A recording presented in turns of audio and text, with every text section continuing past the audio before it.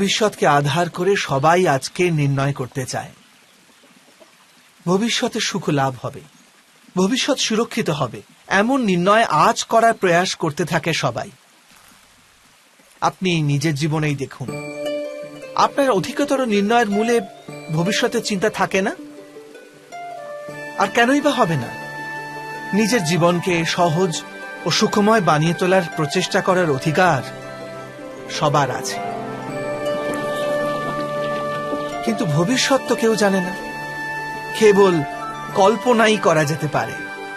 তবে জীবনের সমস্ত গুরুত্বপূর্ণ নির্ণয় কল্পনার উপর নির্ভর করেই আমরা করি। এই নির্ণয় করার কোনো তৃতীয় পথ হতে পারে? বিবেচনা করুন,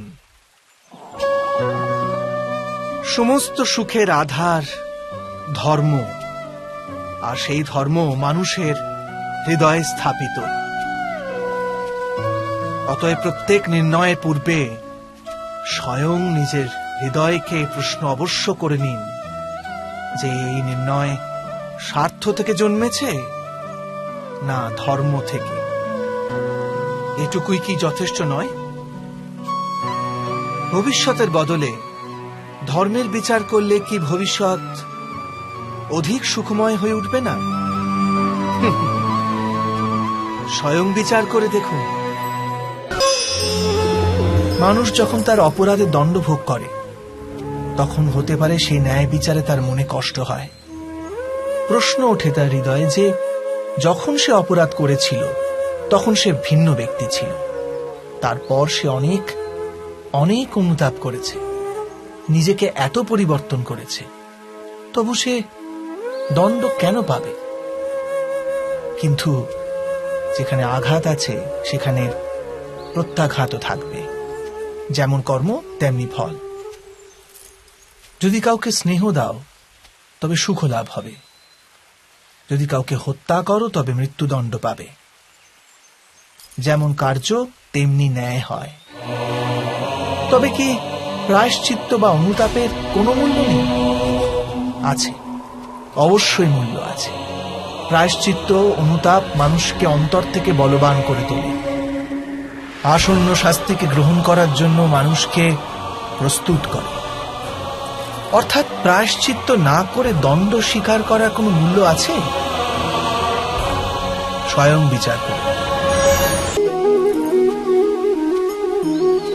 যখন নিজের কোনো ভালো কাজের বদলে দুঃখ লাভ হয়, অথবা কেউ দুষ্কর্ম করেও সুখ লাভ করে, তখন মন অবশ্যই এটা ভাবতে বসে যে তাহলে ভালো কর্ম করার, ধর্মের পথে চলার তাৎপর্যটা কি? কিন্তু দুরাত্মাকে কি ভোগ করতে হয় সেটাও দেখুন। দুষ্কর্ম যে করে তার হৃদয় সর্বদা চঞ্চল থাকে, ব্যাকুল হতে থাকে। মনে সর্বদা নতুন নতুন সংঘর্ষ উৎপন্ন হয়। অবিশ্বাস তাকে সারা জীবন ছোটাতে থাকে। একে কি সুখ বলে? যে ব্যক্তি ধর্মের পথে চলে, সর্বদা সুকর্মে রত থাকে, সৎ চরিত্র ব্যক্তির হৃদয় সর্বদা শান্ত থাকে। পরিস্থিতি তার জীবনে সুখের পথে বাধা হয়ে দাঁড়ায় না। সমাজে তার সম্মান ও মনে সন্তোষ অক্ষত থাকে সর্বদা। অর্থাৎ ভালো ব্যবহার ভবিষ্যতের সুখের পথ দেখায় না, ভালো ব্যবহার নিজেই সুখ দেয়। অথবা দুর্ব্যবহার ভবিষ্যতে দুঃখের পথ দেখায় না, অধর্ম সেই মুহূর্তে দুঃখকে উৎপন্ন করে। ধর্ম থেকে সুখ পাওয়া যায় না, ধর্মই স্বয়ং সুখ।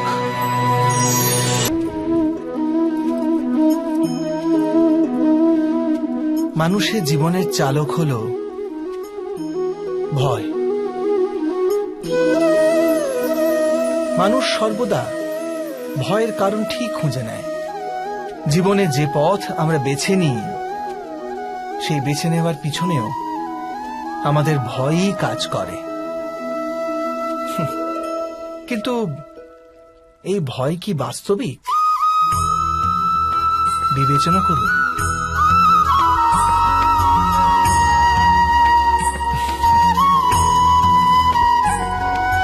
ভয়ের অর্থ আগামী সময়ের বিপত্তির কল্পনা। কিন্তু সময়ের প্রভু কে? না আমরা সময়ের প্রভু, আর না আমাদের শত্রু অথবা আমাদের প্রতিস্পর্ধী। সময় তো ঈশ্বরের অধীনে চলে। তাহলে যদি কেউ আপনার ইচ্ছে করে ক্ষতি করার পরিকল্পনা করতে থাকে, তবে কি সে বাস্তবে আপনাকে ক্ষতিগ্রস্ত করতে পারে? না, কিন্তু ভয়ে পরিপূর্ণ হৃদয় আমাদের অধিক ক্ষতি করে। এটাই কি সত্য নয়?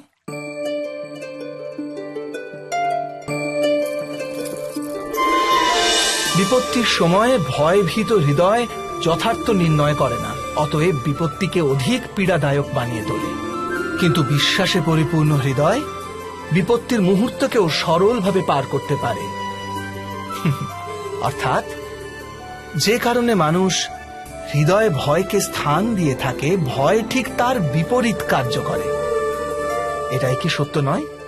স্বয়ং বিচার করুন।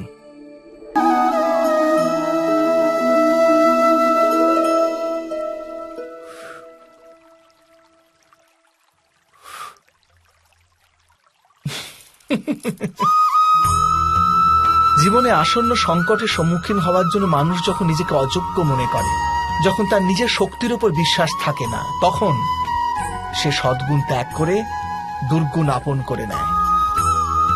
সম্ভবত মানুষের জীবনের কলুষ বৃত্তি তখনই জন্ম নেয় যখন তার অন্তরে আত্মবিশ্বাস থাকে না। আত্মবিশ্বাসী শিষ্টের ধারণ করে। এই আত্মবিশ্বাস কাকে বলে?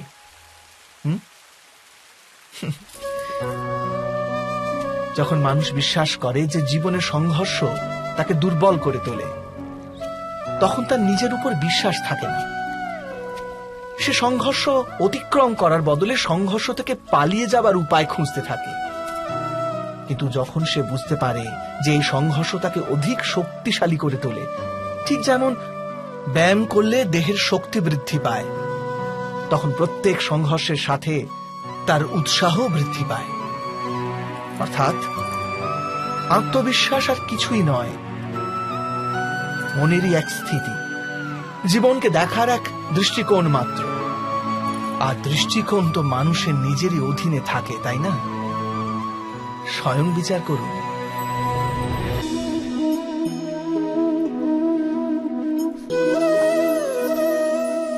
ক্ষমতার লালসা সবারই হৃদয়কে ঘিরে থাকে। প্রত্যেক ব্যক্তি নিজেরই এক রাজত্ব নির্মাণ করার চেষ্টা অবশ্যই করে।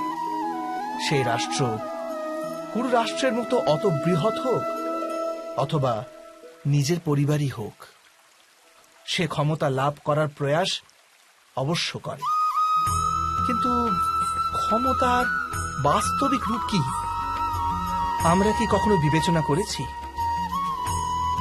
একটি মানুষ যত অধিক ব্যক্তির জীবনকে প্রভাবিত করতে পারে, যত অধিক ব্যক্তির স্বতন্ত্রতার উপর অঙ্কুশ টানতে পারে, ততই অধিক ক্ষমতার অনুভব করে সে। ক্ষমতার প্রকৃত রূপই হল অন্যের জীবনের ওপর স্বয়ংের প্রভাব। কিন্তু বাস্তবে প্রভাব প্রেম, দয়া, করুণা ও ধর্ম থেকে উৎপন্ন হয় নাকি? যখনই মানুষ কঠোরতা আর অধর্মের মাধ্যমে ক্ষমতা প্রাপ্ত করার প্রয়াস করে, তখনই সে অন্যের হৃদয়ে বিরোধিতা অথবা বিদ্রোহের জন্ম দেয়। আর পরিণাম অনেকটা এই রকম। কিছু সময়ের জন্য সে নিজের প্রভাব ও শক্তির বিকাশ অবশ্য অনুভব করে, কিন্তু তা বাস্তবিক ক্ষমতা নয়। এই কারণে ভৃগু আর বশিষ্ঠের মতো ঋষিদের আজও পূজা করা হয়, রাবণ বা হিরণ্যকশিপুদের নয়। এ সম্বন্ধে আপনি অবশ্যই বিচার করবেন, সত্য বলেছি কিনা।